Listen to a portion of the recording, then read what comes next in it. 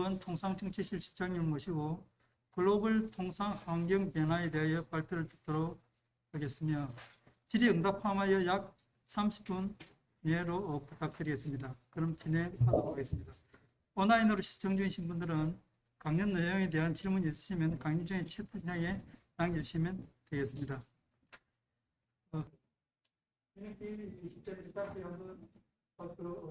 맞이해 주시기 바랍니다. 예, 안녕하세요. 산업연구원에 있는 민혁기라고 합니다. 예, 오늘 굉장히 의미 있는 자리를 시작하시는데 이번에서 이제 발표를 하게 돼서 조금이라도 좀 도움이 됐으면 좋겠는데 실질적으로 저보다는 여기 계신 기업에 계신 분들이 훨씬 더 다양한 것들에 대해서 좀 많이 알고 계실 거라 생각하고, 그래서 제가 오늘 말씀드릴 것은 그러니까 이제 아까도 이제 본부장님이 말씀하셨는데 궁극적으로는 이제 기술 개발이나 이런 걸 통해서 제품을 생산했을 때 그걸 어떻게 상품화하고 수출할 것인가, 이런 것들이 이제 궁극적인 목표라고 할 수 있을 텐데, 그런 것들을 수행해 나감에 있어서 기업의 전략들을 수립을 해야 될 텐데, 그런 데에서 좀 조금이라도 오늘 제가 발표 드리는 것이 카메라 보고 해주세요. 도움이 될 수 있었으면 좋겠다는 생각이 들고, 이제 개별 기업에서 어떻게 수출 전략을 세울 것인가, 해외 진출 전략을 세울 것인가, 이런 전략을 세울 때 조금이라도 참조 사항이 됐으면 좋겠다는 생각에서 말씀드리도록 하겠습니다.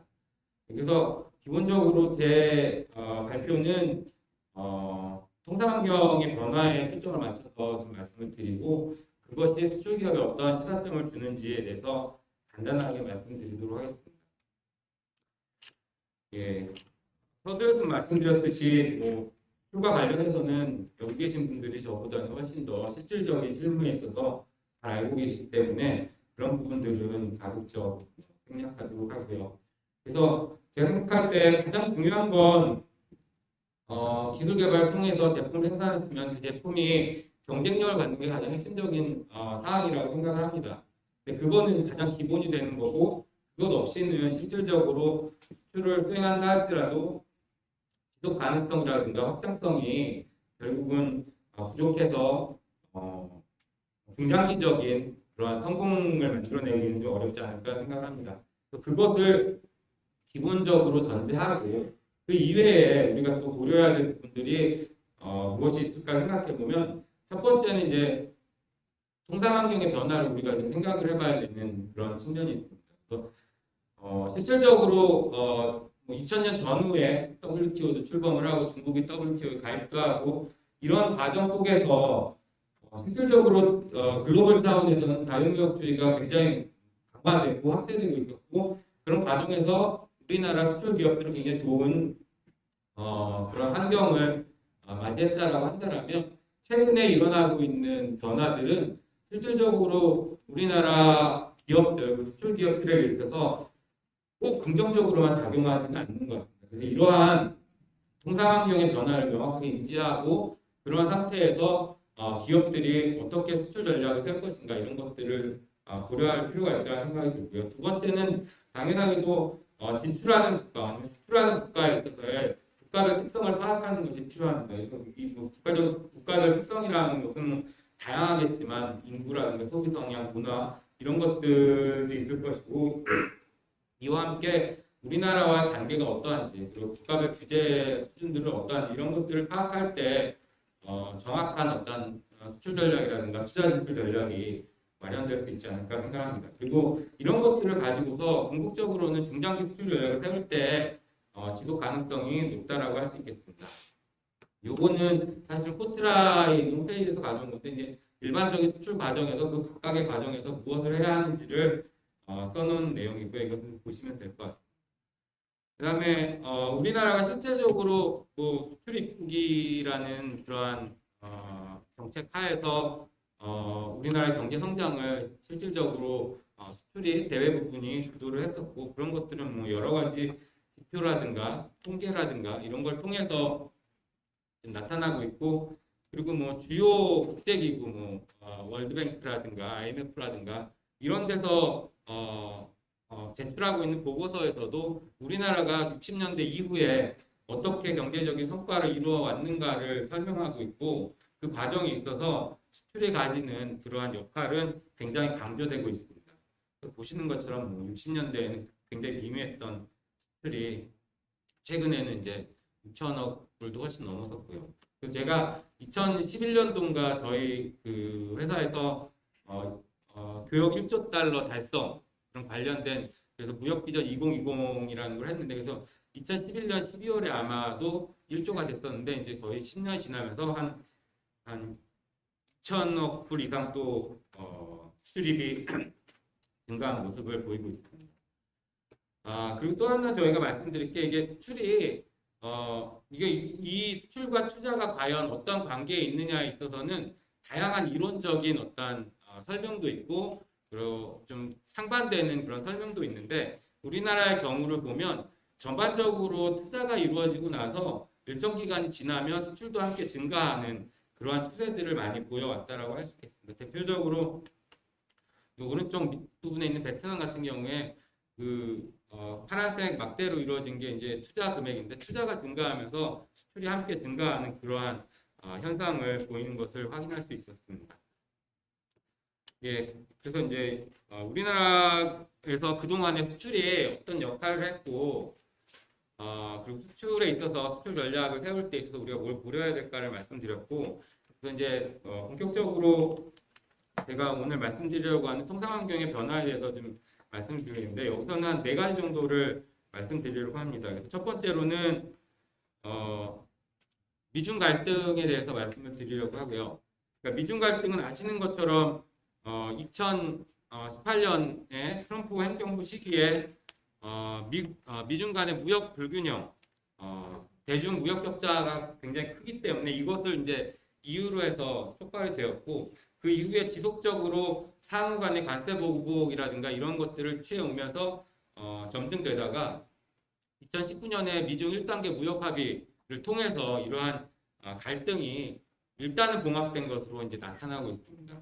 그렇지만 뭐 대부분의 여기 계신 분들도 아시겠지만 미국과 중국 간의 지금의 갈등 상황이 결코 뭐 단기간에 끝날 내용의 것들이 아니고 궁극적으로는 이제 향후에 뭐 팍스 아메리카나가 될지 모르겠으나 그 향후에 미국과 중국이 어떻게 글로벌 패권을 차지할 것인가에 대해서 상호 간의 전략들을 제시하고 있기 때문에 이러한 미중 갈등은 궁극적으로는 굉장히 오래 지속될 것이라는 그러한 전망을 할 수 있겠습니다. 그리고 뭐 아시겠지만 1단계 합의가 이렇게 이루어지긴 했지만 이 이후에도 미국과 중국 간에는 어떤 핵심 기술 아니면 핵심 산업, 전략 산업 이런 데 있어서 상호 간의 그 공급망에서 상호 간의 배제적인 그런 정책을 가지고 강력한 드라이브를 걸고 있다는 것을 알 수 있습니다.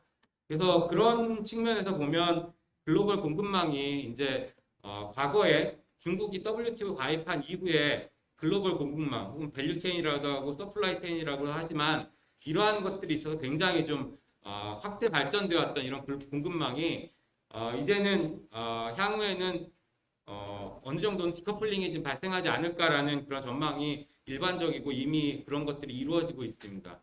그렇지만 전제로 말씀드려야 될 부분은 대부분의 전문가들이 물론 글로벌 공급망에 디커플링이 발생을 하긴 하지만 이게 전면적인 산업에 있어서의 디커플링은 아닐 것이다.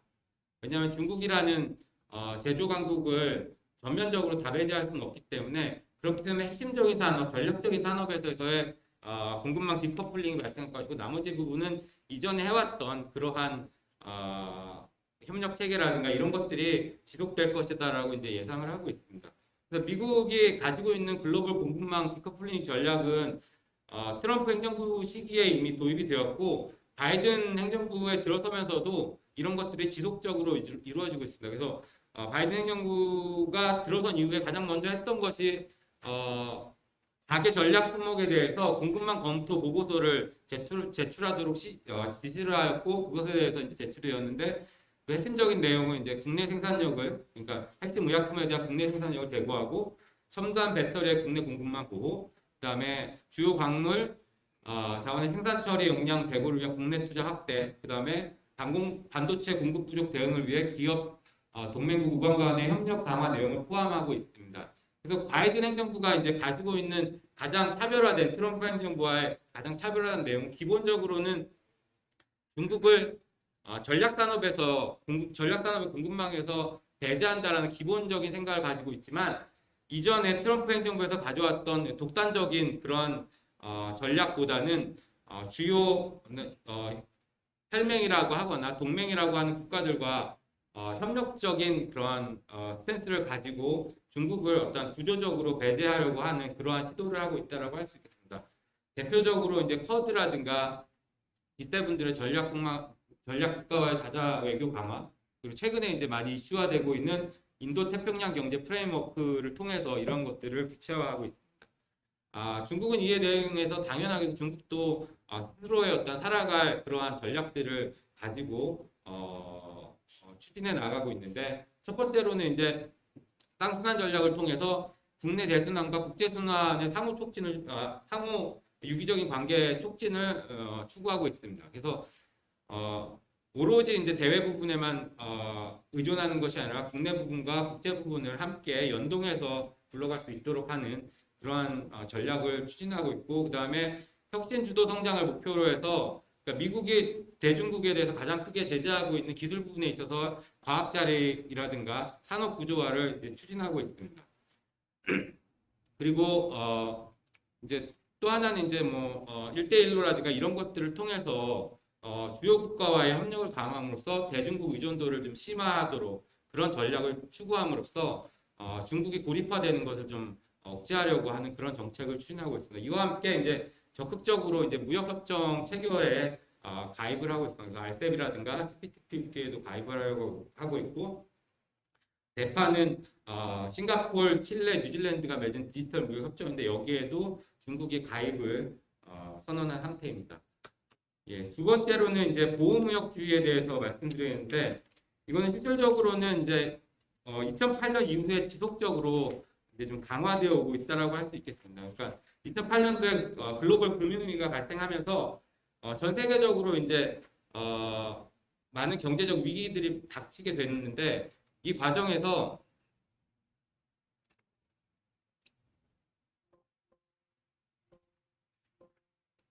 예,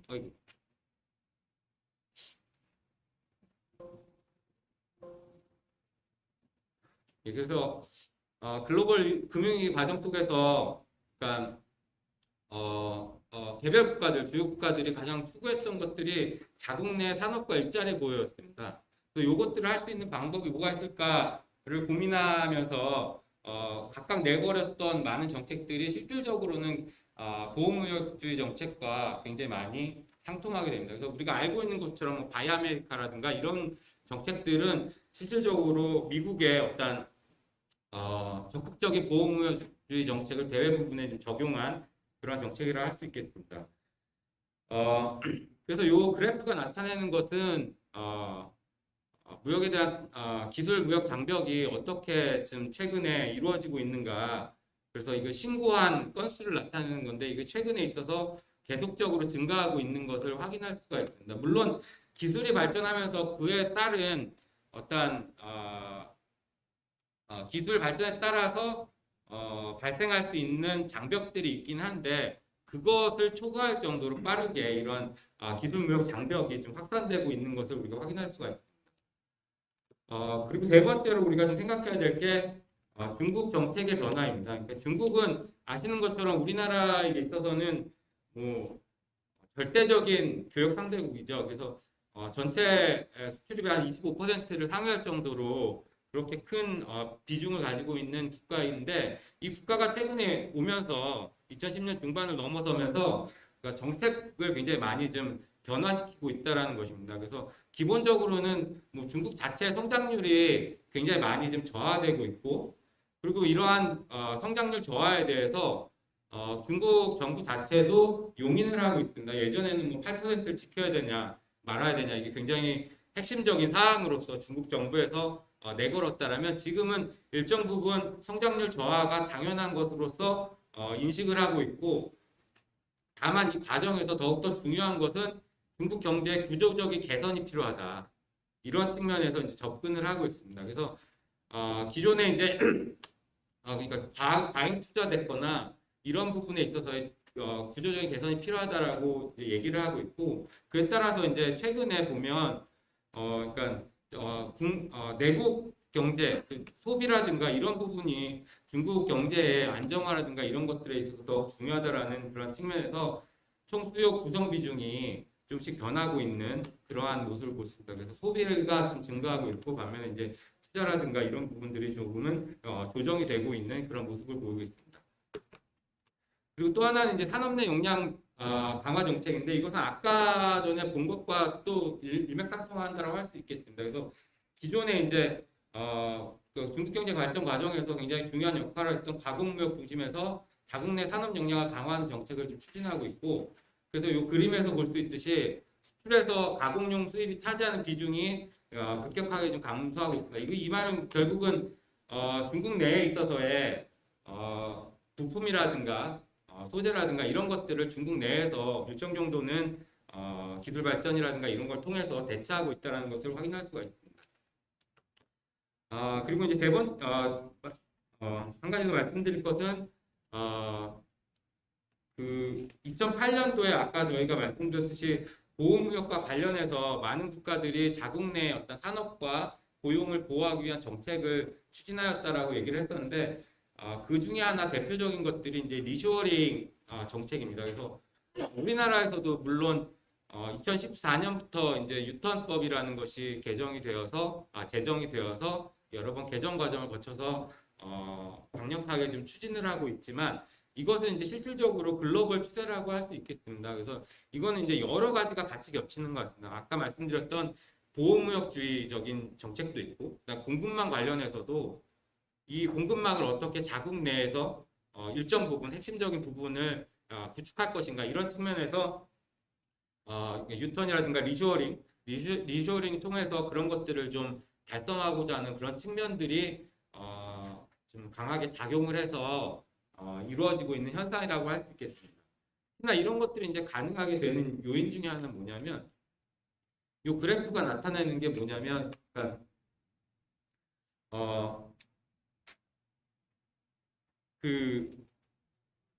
이 파란색 그래프 맨 위까지 올라간 가격으로 제품의 가격으로 비교했을 때 미국과 중국과의 가격 차이를 나타내는 건데, 대부분의 것들이 중국의 가격이 미국의 100% 이쪽 좌측에, 여기서 보시면 좌측에 이렇게 속하고 있습니다.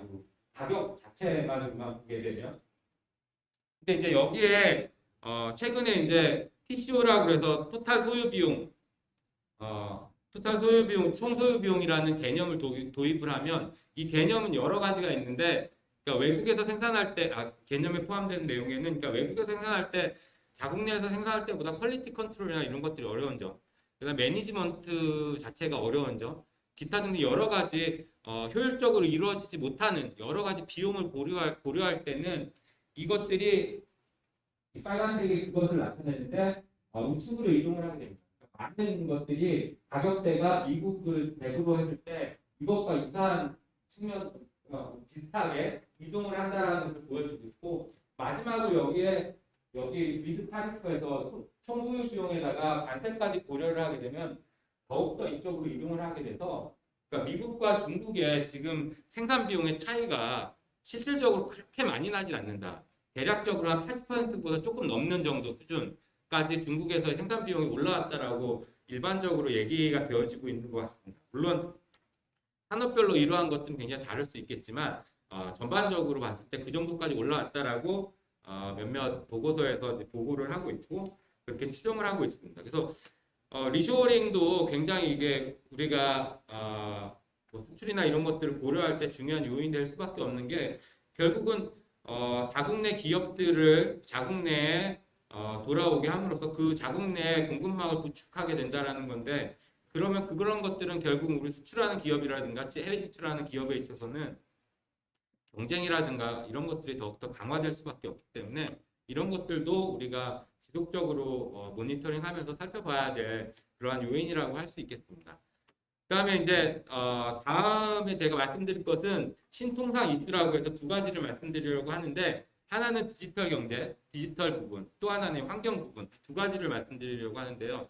뭐 여기 계신 많은 기업들이 이미 기술과 관련돼서 많은 성취를 이루었고 앞으로도 더 해 나가시겠지만 기본적으로 최근에 어떤 디지털 경제의 확산은 디지털 부분을 고려하지 않는다라면 향후에 어떤 기업의 성장 아니면 심지어는 생존까지도 위협을 할 수밖에 없다라는 것들이 하나의 추세로서 나타나고 있다라고 할 수 있겠습니다. 그래서 기본적으로 디지털 경제는 핵심적인 것들이 이제 데이터인데 데이터를 어떻게 활용하고 사용할 것인가 이런 것들이 굉장히 중요하고 그래서 이제 또 디지털과 관련된 기술들이 굉장히 급속하게 발전이 되고 있고 그래서 뭐 AR라든가 AR 그리고 3D 프린팅, IoT 이런 것들은 뭐 디지털 경제에서 디지털 핵심적인 디지털 기술인데 이런 것들은 그 발전 속도라든가 이런 것들이 과거와는 뭐 차별화되게 비교할 수 없을 정도로 빠르게 좀 이루어지고 있는 것을 알 수 있습니다. 그래서 왼쪽에 보여드리는 것은 이제 무역 비용이 어떻게 변화하고 있는가. 그러니까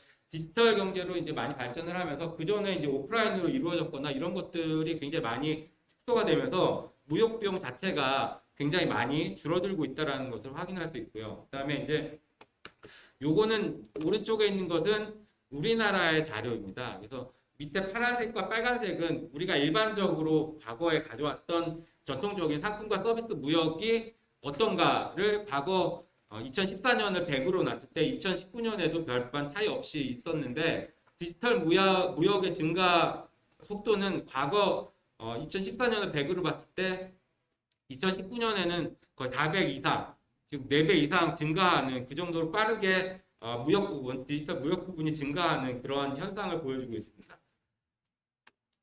그리고 이제 디지털 경제가 이제 확산이 되면서 이게 이제 물론 디지털 신산업 뭐 아까 말씀드렸던 기술에 기초한 AI 뭐 3D 프린팅 아니면 AR 이런 산업에 있어서도 영향을 미치지만 전통적인 산업에 있어서도 디지털 기술은 굉장히 빠르게 도입이 되고 있고 이런 것에 의해서 전통적인 제조업 역시 변화가 되고 있다라는 것입니다. 그래서 기본적으로는 뭐 전체가 다 연결되기 때문에 제조 공정 간의 연결성이 굉장히 강화되고 있다. 그러니까 예전에는 단선적인 어떤 원자재로부터 시작해서 끝에 있는 어떤 소비자까지 단선적으로 연결되었다라면 지금은 이제 공급망 컨트롤이라든가 이런 핵심적인 부분들이 모든 부분의 정보를 함께 취합함으로써 예지적 생산도 가능하고 여러 가지 비용 제약을 극복할 수 있는 그런 방식이 열렸고요. 그다음에 가치 창출 방식의 변화가 이루어지고 있는데, 그러니까 예전에는 이제 상품 자체, 매니팩처링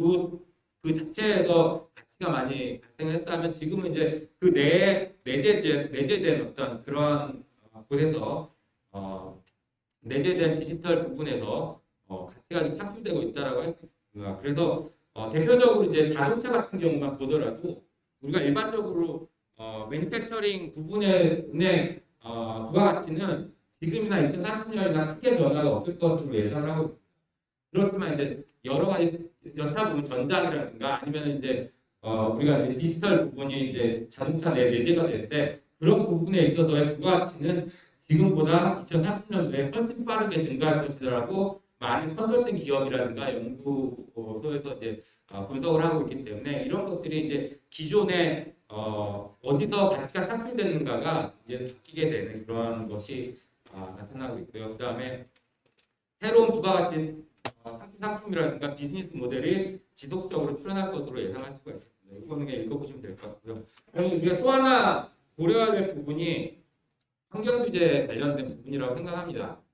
그러니까 이 경우는 이제 기본적으로는 기후 변화에 대응하기 위해서 글로벌 차원에서 이제 논의가 많이 진행이 되었었는데, 그래서 이제 새롭게 이제 통상 규범이 많이 이제 제기가 되고 있습니다. 근데 과거는 아니지만 그렇게 오랜 과거는 아니지만 트럼프 행정부 시기에는 이런 것들이 이제 트럼프가 파리 기후 협약을 탈퇴하면서 이런 것들의 어떤 동력들이 많이 악화됐었는데 바이든 행정부가 다시 들어오면서 파리 기후 협약에도 가입을 하고 그다음에 USMCA 즉 나프타의 후속 무역 협정인데 USMCA에도 이러한 환경 관련된 규범을 포함시킴으로써 앞으로 이런 것들은 글로벌 차원에서 많이 강제될 가능성이 높고 실제로 이제 유럽 EU에서 통과시킨 탄소 국경 조정 제도, 그러니까 즉 상품을 생산하는데 들어간 탄소량만큼 비용을 부과받는 탄소 국경 조정 제도가